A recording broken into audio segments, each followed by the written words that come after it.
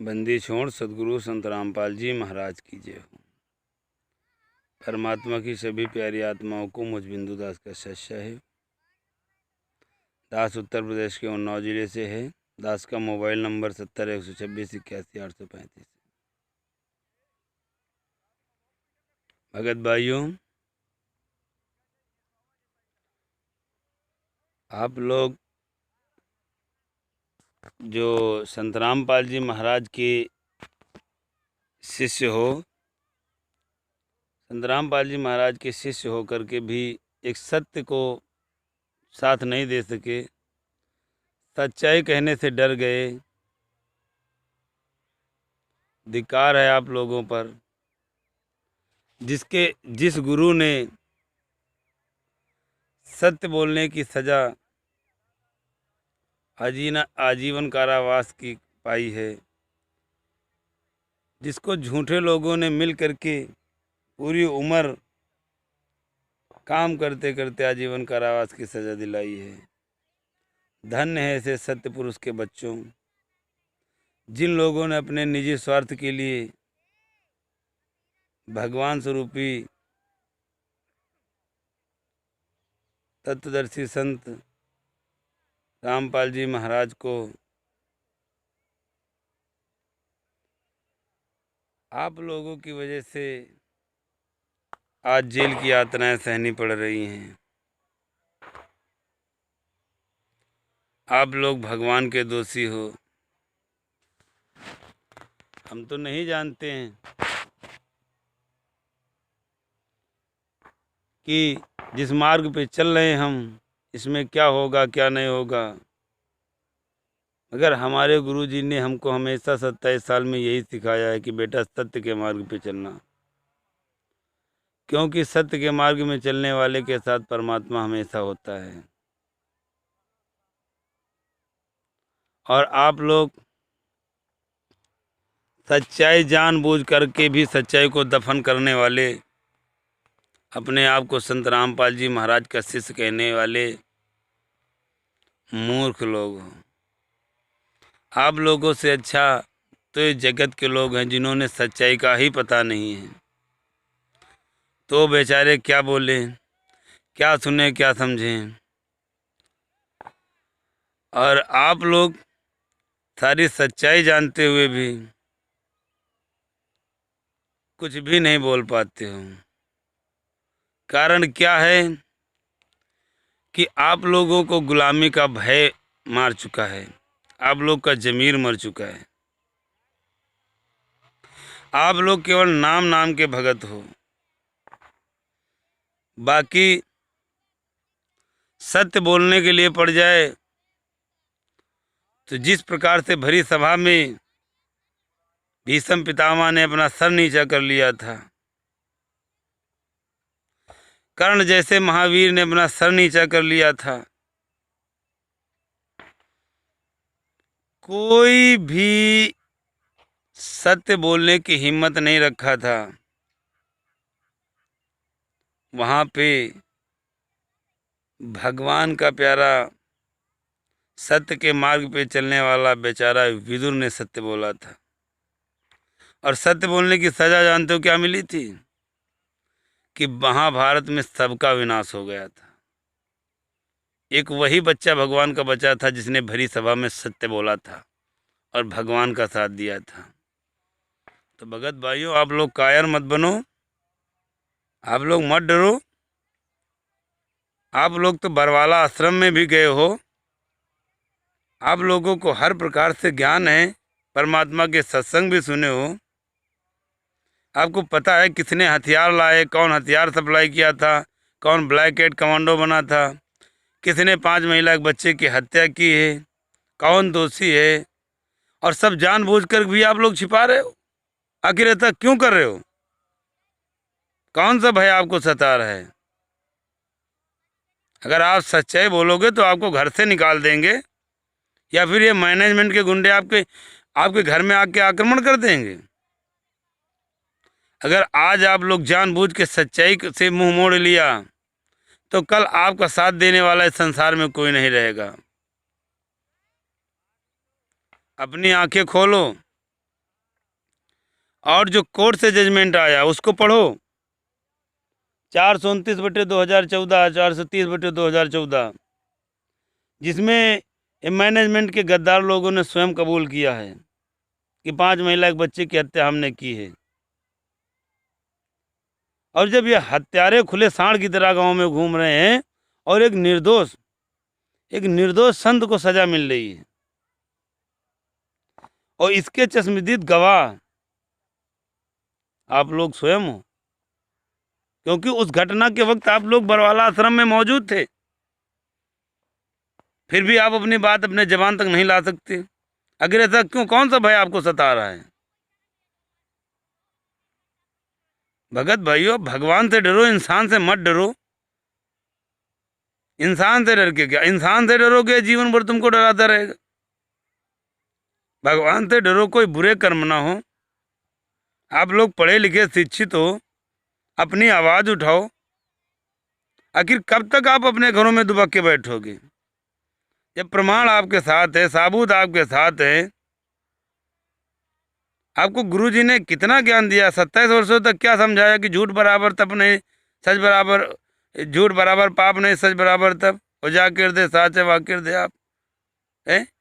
जब परमात्मा ने बताया कि सच्चाई, सत्य के साथ भगवान रहता है, तो आप लोग सत्य बोलने से क्यों डरते हो? आप भगवान के साथ क्यों नहीं रहना चाहते हो?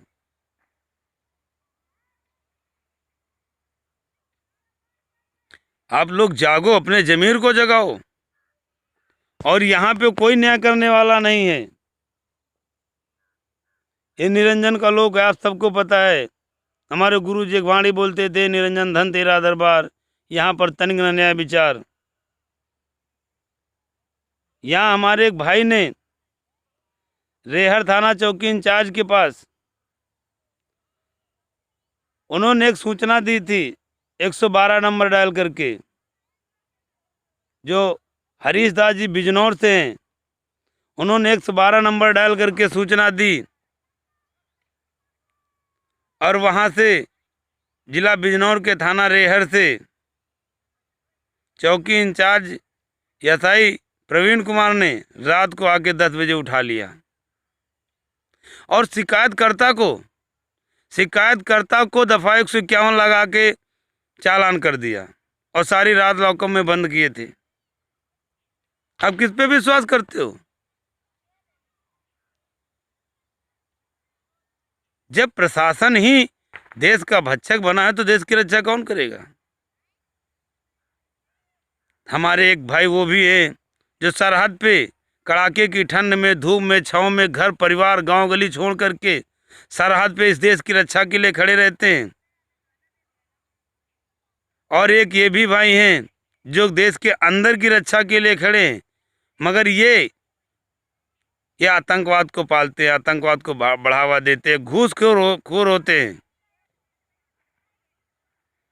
प्रवीण कुमार जैसा एसआई, जिन्होंने 2000 रुपये हरीश दास जी से घूस लेकर के अपने वर्दी की इज्जत को नीलाम कर दिया, और शिकायतकर्ता को दफा 151 लगा करके चालान कर दिया। अगर इस तरह से इंसाफ होगा तो अन्याय को होते सभी लोग देखेंगे, मगर कोई 112 नंबर डायल नहीं करेगा। वो गरीब मजदूर बेचारा रात भर रोता रहा, तड़पता रहा, उसके बच्चे भटकते रहे, कोई इंसाफ नहीं हुआ। उसने कानून को शिकायत की थी, कानून के प्रशासन के पास फ़ोन किया था 112 मिलाकर। उसने सच्चाई बताई तो उसको शिकायतकर्ता को बंद कर दिया। ये कहाँ का न्याय है? ऐसे सिपाही को तो सस्पेंड तुरंत कर देना चाहिए, ऐसे गद्दार निकम्मे लोगों को, जो पैसे के लालच में अपनी वर्दी को बेच दें, अपने जमीर को अंधा कर दे। ये देश की रक्षा क्या कर पाएंगी जब अपने घर की रक्षा नहीं कर सकते? तो भगत भाइयों, आप इन पे विश्वास मत करना। ये निर्दोषों को बंद करने वाले हैं। इनको अगर पैसा दे दिया जाए तो निर्दोष को ये सजा कर देंगे और दोषियों को छोड़ देंगे, क्योंकि ये पैसे के भूखे हैं। यहाँ स्वयं की लड़ाई लड़नी, यहाँ हमको स्वयं जागना पड़ेगा। हम सब पढ़े लिखे हैं, भारत का संविधान हमको मालूम है, कानून हमको मालूम है। ये किस कानून में, किस जुर्म में हमको बंद करेंगे? बिना गलती के पैसे ले लिए बंद हो गए। तो भगत भाइयों, आप लोग जागो और अपने ज़मीर को जगाओ। जितने भी भ्रष्टाचारी, घूसखोरी, ये फर्जीवाड़े, ये सारे कानूनी अपराध हैं और ये सजा के पात्र हैं। जिन्होंने फर्जी काम किया, जिन्होंने घूस ली, जिन्होंने अत्याचार किया, ये सब फर्जी है, ये सब अपराधी हैं और इनको सजा भी मिलेगी। जब हम आप लोग जाग जाएंगे ना, तो सवाल करेंगे इनसे, इनको सजा मिलेगी। कानून इनके बाप की रखैल नहीं है, ये कानून को नहीं खा सकते हैं। बस हम लोगों की कमी से ऐसे गुंडे लोग घूस ले करके हमारे गरीब जैसे भगत भाइयों को, मजदूरों को, बेसहारों को लूटते हैं। गवर्नमेंट ने इनके 50,000 70,000 सैलरी दी, फिर भी चंद टुकड़ों में बिक गए। इंसाफ के नाम में कलंक। किस पे भरोसा करोगे आप? हम लोग तो जानते हैं, हमारे देश के रक्षक के, हम कोई भी काम होता हम प्रशासन के पास जाते हैं, मदद की भीख मांगते हैं कि साहब हमारे साथ गलत हो रहा, हमारे साथ अन्याय हो रहा, आप हमें इंसाफ दीजिए। आप वर्दी पहनते समय कसम खाते हैं कि मैं इंसाफ करूंगा, और क्या हुआ? चंद टुकड़ों के लिए अपनी वो कसम तोड़ दी, अपना ईमान बेच दिया। तो भगत भाइयों, ऐसे लोगों को ऊपर जूते चलने चाहिए, 100 जूते मारने चाहिए। वो चाहे एसआई हो, चाहे मिनिस्टर हो, चाहे कोई भी हो, चाहे विधायक हो, मंत्री हो, कोई भी हो।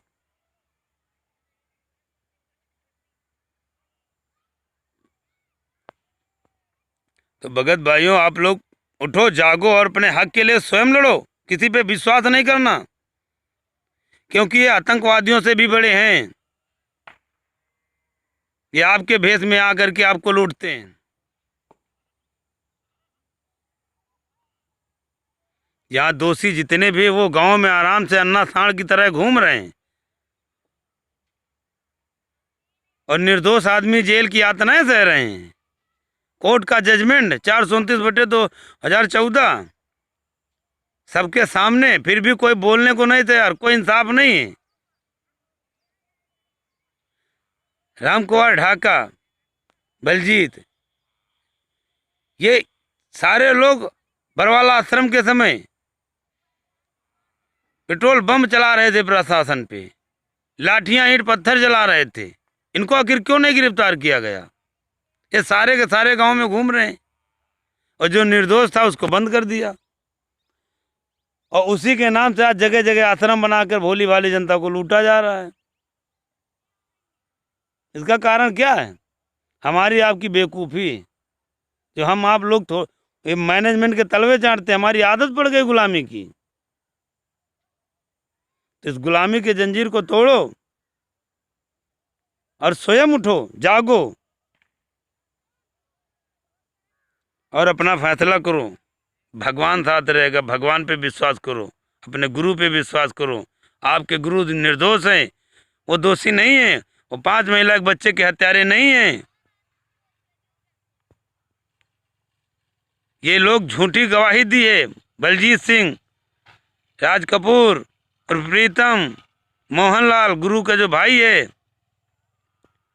गुरु जी के बहन राजबाला, गुरु जी के बच्चे, ये सब लोग गद्दार हैं। इन लोगों की वजह से आज गुरु जी जेल में हैं।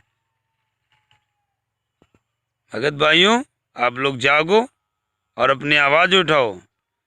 सत साहिब, जय हो बंदी छोड़ की।